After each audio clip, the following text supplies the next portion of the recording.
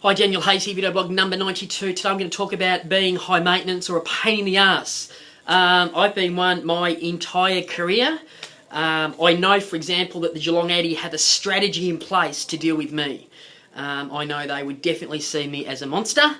And I actually feel I have a really good relationship with, particularly with Mark Hallow, who's leaving, who is an absolutely great asset to that business. I've worked with him for 4 years.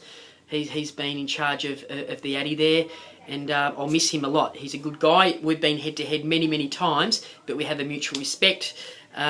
He's told me where to go, I've told him where to go, and we're still friends at the end of the day. So I love relationships like that. Relationships with a bit of meat, a bit of depth.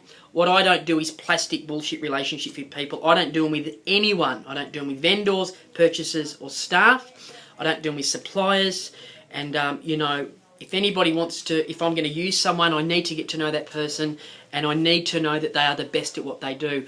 And for me, to run a better business, people ask me about running a better business, you have to surround yourself with better people. And I think a failing business is one that just says, oh, well, you know what, I've had them for 7 years, I'll just keep using them. And loyalty and all that. I just think loyalty is a word used with a sinking ship.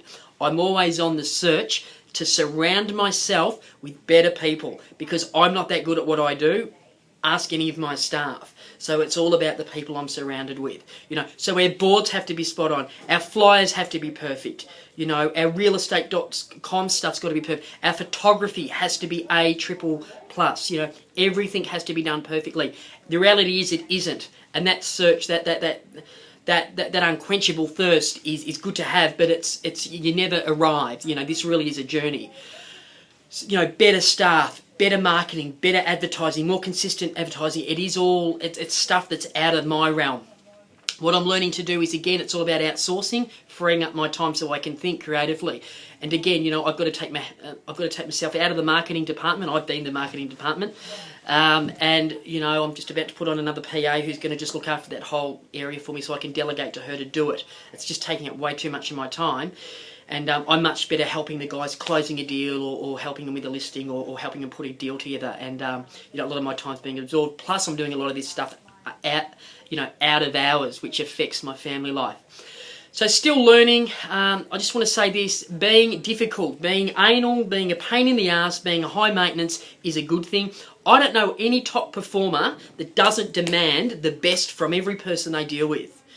Because I don't know about anybody else. When someone lets me down, if an ad goes in the property and the photos weren't professional, that doesn't happen in our business, but let's say someone makes a mistake and it gets launched onto realestate.com and it's the wrong address, all I think of is the vendor that this business has just sold its soul to win that business, and we've wrecked it from that very first moment. It just doesn't happen in my business. Do you know what I mean? We have to be perfect. Real estate is super competitive. There's no room for B graders, certainly not in my business. That's the blog for today.